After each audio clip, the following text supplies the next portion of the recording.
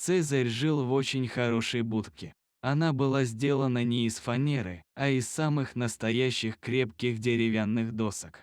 Также Андрей, хозяин пса, позаботился и о том, чтобы утеплить жилище своего любимца. Таким домом можно было гордиться. В такой будке и человеку зимой было бы комфортно, говорил иногда Андрей. Без сомнений, Цезарю хорошо жилось в своей будке, когда наступали холода. Он все время сидел в домике, не стремясь лишний раз выходить наружу.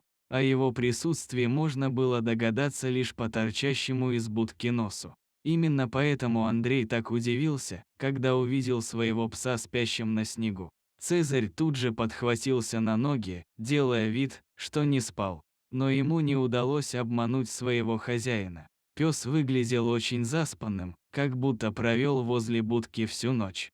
«Ты же простудиться можешь», – ужаснулся Андрей.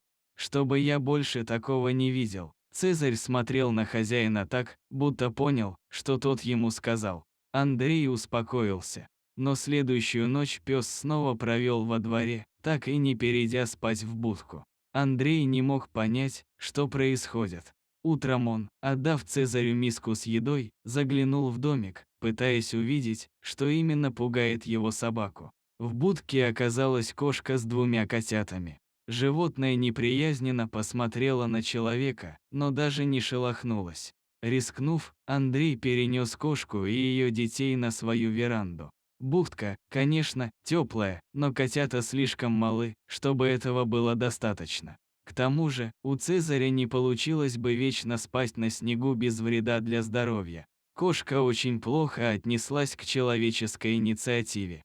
Она шипела на Андрея и даже попыталась его отцарапать. Но тот не отступил. Когда он переложил кошку на матрасик, она тут же успокоилась и начала лизать котят. Она позволила Андрею дать ей еды, но не разрешила ему приблизиться к себе, чтобы погладить.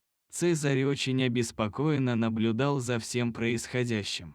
Он бегал вокруг хозяина, не сводя глаз с кошки. Пришлось даже впустить собаку на веранду, ведь без этого Цезарь отказывался верить в то, что с его подругой все в порядке. Убедившись, что никто не причинил ей вреда, он успокоился. Один из котят отправился жить к новым хозяевам, второго же Андрей оставил себе.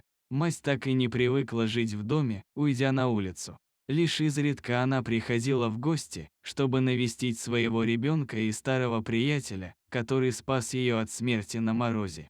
Цезарь оказался очень хорошим воспитателем для котенка. Малыш буквально поселился в будке рядом с ним. Видимо, она стала для него настоящим домом.